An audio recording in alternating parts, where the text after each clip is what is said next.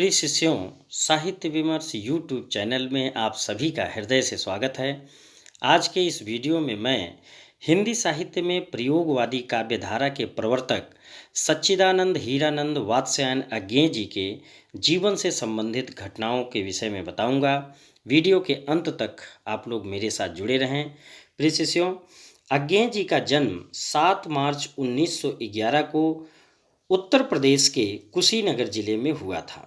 कुशीनगर जिला पहले देवरिया में था, इसलिए कहीं कहीं आप लोगों को पुस्तकों में वो देवरिया मिलेगा। वत्स गोत्रीय सारस्वत ब्राह्मण वंशी इनके पिता पंडित हीरानंद शास्त्री पुरातत्व अधिकारी थे। पंजाब से मैट्रिक की प्राइवेट परीक्षा पास करने के बाद इन्होंने मद्रास के क्रिश्चियन कॉलेज से इंटर की पढ़ाई पूर्ण की। तत्पश्चात लाहौर के फार्मन कॉलेज से बीएससी की परीक्षा उत्तीर्ण कर इसी कॉलेज में एमए अंग्रेजी में प्रवेश लिया। फिर स्वतंत्रता संग्राम में कूद पड़ने के कारण इन्होंने केवल पूर्वार्ध तक ही पढ़ाई पूरी कर पाई। वर्ष 1936-37 के दौरान अज्ञेय ने सैनिक और विशाल भारत नामक पत्रिकाओं का संपादन किया। साहित्य और संस्कृति को बढ़ावा दिए जाने के उद्देश्य से इन्होंने वत्सल निधि नामक न्यास की स्थापना की।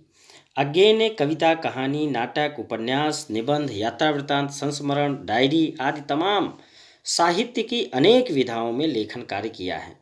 अंतर्राष्ट्रीय गोल्डन रीथ पुरस्कार प्राप्त करने वाले इस महान रचनाकार को आंगन के द्वार पर साहित्य अकादमी पुरस्कार तथा कितनी नावों में कितनी बार पर भारतीय ज्ञानपीठ पुरस्कार से सम्मानित किया गया है। ये आपकी परीक्षाओं में पूछा भी जाता है कि अज्ञेय जी की कौन सी रचना भारतीय ज्ञानपीठ पुरस्कार से पुरस्कृत है, तो कितनी नावों में कितनी बार।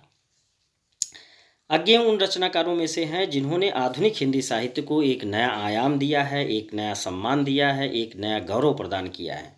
हिंदी साहित्य को आधुनिक बनाने का श्रेय अज्ञेय जी को जाता है। हिंदी के इस महान विभूति का 4 अप्रैल 1987 को नई दिल्ली में देहावसान हो गया। इनकी साहित्यिक उपलब्धियां, इनकी साहित्यिक गतिविधियां क्या रही हैं? अज्ञेय जी वास्तव में जब लेखन कार्य शुरू करते हैं उस समय प्रगतिवादी आंदोलन चरम सीमा पर था और छायावादी प्रभाव से मुक्त होती कविताओं में बाहरी जगत से नाता जोड़ने की व्याकुलता नजर आने लगी। तार सप्तक जो 1943 के माध्यम से अज्ञेय जी ने प्रयोगवादी काव्यधारा आंदोलन छेड़ दिया। 7 प्रयोगवादी कवियों की रचनाएं इस काव्य में संकलित हैं, जिसे तार सप्तक के नाम से जाना जाता है। प्रथम तार सप्तक 1943। इस नवीन प्रयोगवादी काव्यधारा के प्रवर्तक अज्ञेय को तत्कालीन बुद्धिजीवियों का विरोध भी झेलना पड़ा। फिर भी ये अपने उस काव्यधारा को आगे बढ़ाते गए और क्रमशः द्वितीय और तृतीय, प्रथम तार सप्तक के बाद दूसरा तार सप्तक और तीसरा तार सप्तक का प्रकाशन भी ये करते हैं।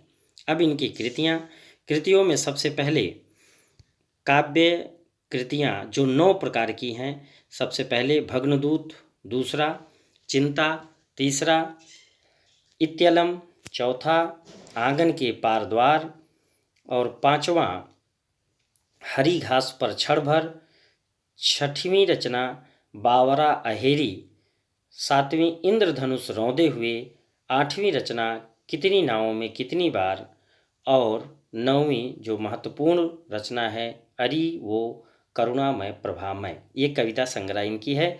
कहानी संग्रह 7 प्रकार की है। पहली विपतघा और परंपरा, कोठरी की बात, शरणार्थी। 5वीं कहानी है तेरे ये प्रतिरूप, अमर वल्लरी और 7वीं अंतिम कहानी संग्रह है इनका जयदोल। उपन्यास 3 हैं। शेखर एक जीवनी बहुत ही महत्वपूर्ण रचना। ये बार बार परीक्षाओं में पूछा जाता है कि शेखर एक जीवनी की विधा क्या है, तो आप लोग जान लें कि शेखर एक जीवनी लिखा तो जीवनी है लेकिन इसकी विधा उपन्यास है। दूसरा उपन्यास नदी के द्वीप और तीसरा अपने अपने अजनबी। इसके बाद निबंध संग्रह 3 हैं। सब रंग और कुछ राग, लिख कागद कोरे और आत्मने पद। इसके बाद नाटक, नाटक एक इनका है जो बड़ा ही प्रसिद्ध है, उत्तर प्रियदर्शी।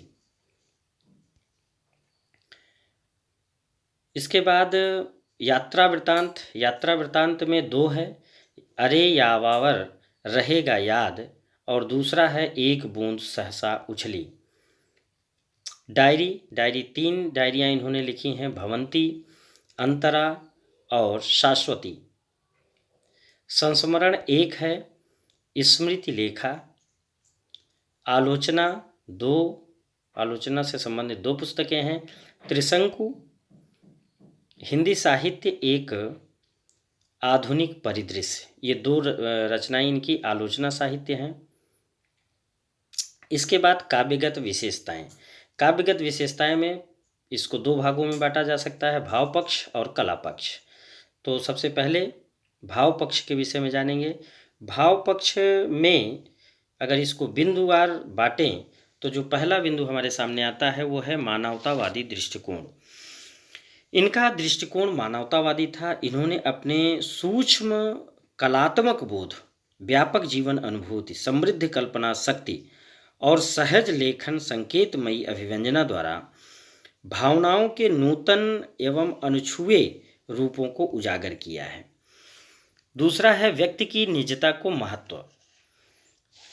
अज्ञे ने समष्टि को महत्वपूर्ण मानते हुए भी व्यक्ति की निजता या महत्ता को अखंडित बनाए रखा। व्यक्ति के मन की गरिमा को इन्होंने फिर से स्थापित किया। ये निरंतर व्यक्ति के मन के विकास की यात्रा को महत्वपूर्ण मान करके चलते हैं। तीसरा बिंदु है रहस्यानुभूति।